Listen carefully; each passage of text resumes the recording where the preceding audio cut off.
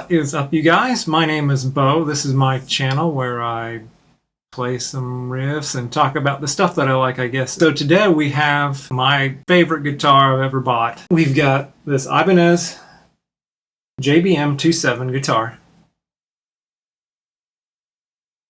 So we're gonna run over the specs of the guitar, run over the things that I like, the things that I don't like, and just the couple things that you should be aware about if you're planning on picking one up. First off, I had recorded this whole thing and I just didn't like how it turned out. I got interrupted 1,000 times. So we're gonna try to do this again today on this beautiful Saturday morning and just see how this plays out. See how many times I can get interrupted today. So we're gonna go over the specs of the guitar. So we've got a solid body, maple top, and mahogany body. You've got your 3-piece wizard neck. The fretboard is made out of Jatoba and it is bound. It's supposed to be kind of a rosewood replacement. Feels amazing. That's the biggest thing. You've got 24 jumbo nickel frets. Fret edges are fantastic. I don't have any issues with the fretwork at all. It's really, really well done. Gold covered DiMarzio Titan pickups. Edge 02 Ibanez bridge with a locking nut up top. You've got Goto locking tuners that are also gold. The only fret marker we have is the crescent moon symbol right there. You do have, your side dots. They're not lumen layer or anything. They're just regular side dots. 5-way toggle switch. 1 single volume knob. And of course your input jack, which is a nice design.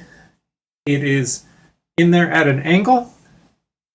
So no matter what you're doing, you can loop your cord directly through there, like around your strap, which is what I like to do. Or when you're sitting and playing, that cord is never going to be in your way or budging into your leg or anything uncomfortable like that. You do have kind of a slightly arched top.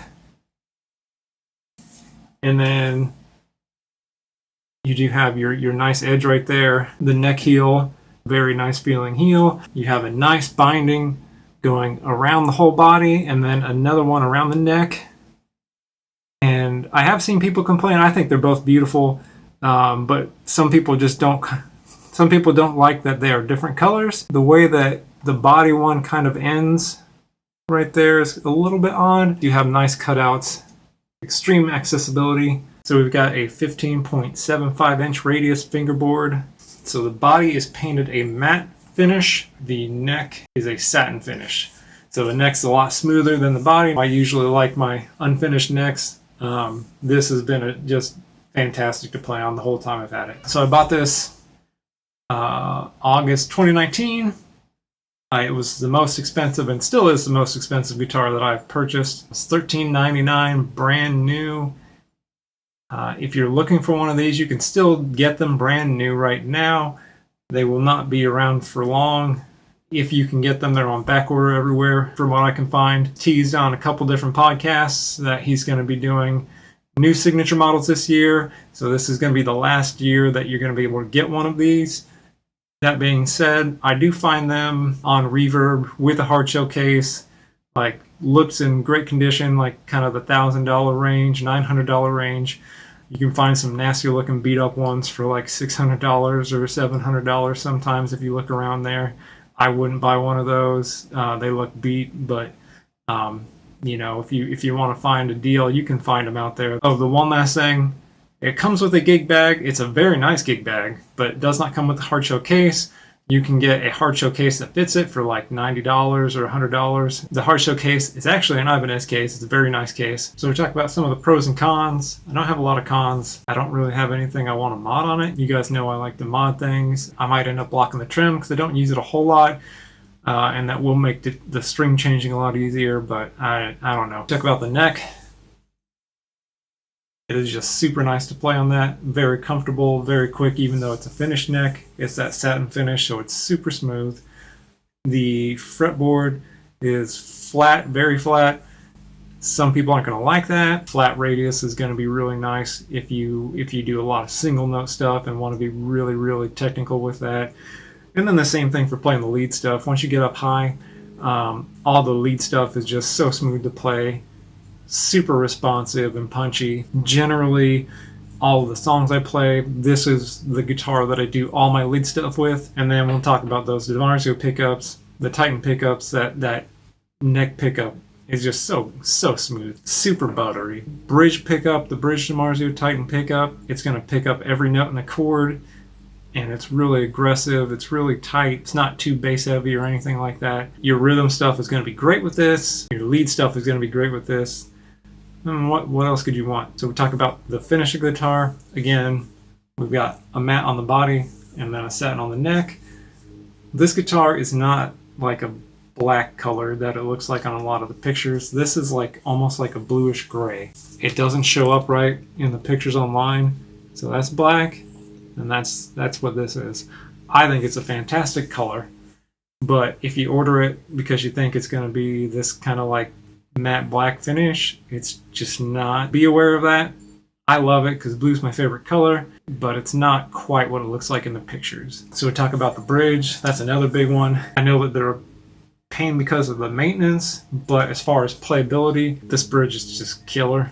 I like it more than the hip shot bridges.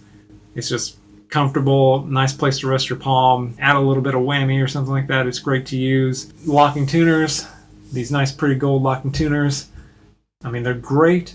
My only complaint, once you get over that like 64 gauge string, you'd have to like have these modified to really get anything. You can barely get a 65 in there. You're not going to get anything bigger than that. And again, I think that with you probably could have done better than that. And then the seat for the locking trim, 65 in there is okay.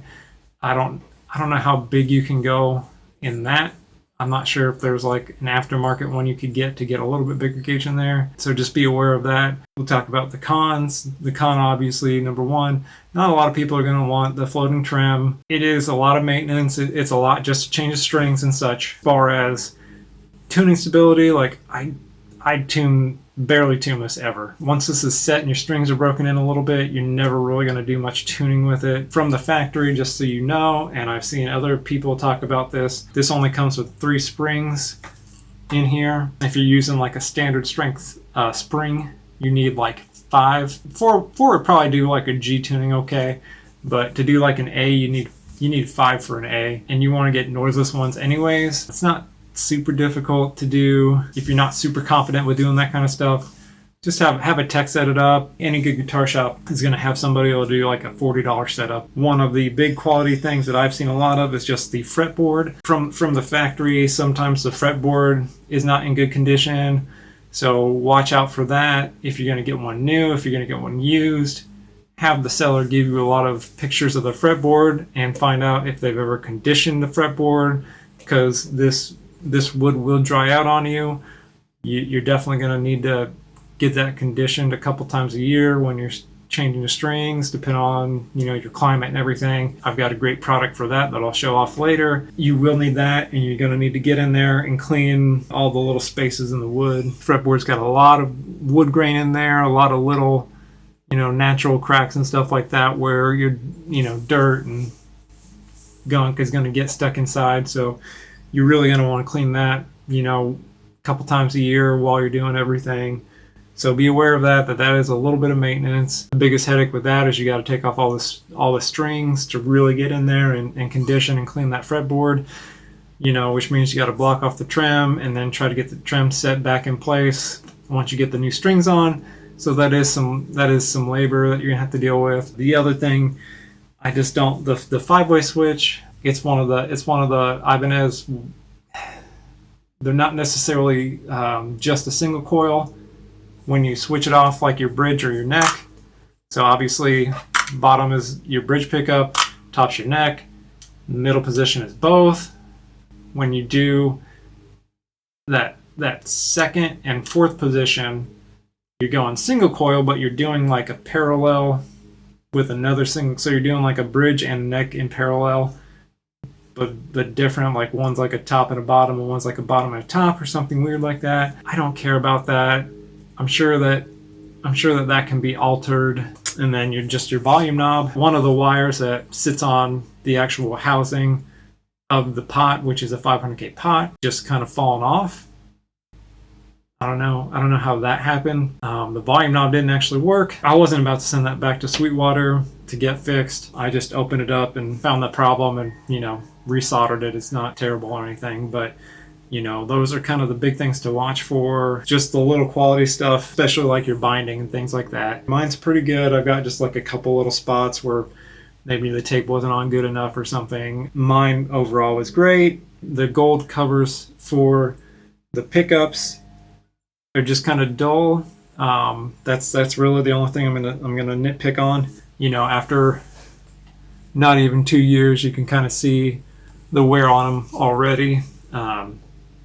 They pick up dirt pretty easy. They get beat up pretty easy, and you know, I'm not even playing shows with it or anything like that. So maybe I'll have those, you know, changed out or something. But overall, aesthetically, it's a great guitar. The thing plays like a dream. This is one of my favorite things I've ever bought. For the money, for what you can actually pick them up for, you're going to be able to just get it and not have to mod anything on it except for maybe the springs. I'm not really going to be interested in selling this because it's too versatile and it's too much fun to play. And overall, just I think it looks fantastic. So I'm super happy with this. If you enjoyed this video, let me know, like and subscribe. Give us some comments, whatever. Are you interested in this? Do you have one of these? If you have one of these, let people know some of the quality issues that you've had or what you love about it. Let me know if there's any other questions. I am going to start doing some videos running through a little bit more the sounds that they're going to get with the different things on the Fractal and eventually my Synergy modules and stuff. I choose the best things that sit in a mix, a blend with like the Soldano and then Fryette Deliverance. For me, for some reason, when those are blended with some good cabs, they just kind of sit really nice in the mix. If you just want to hear what some of the other ones sound like, I've got some really good ones on there. So we'll start playing with that a little bit since I've kind of shown you like my main instruments. And hope you enjoyed this. Thank you.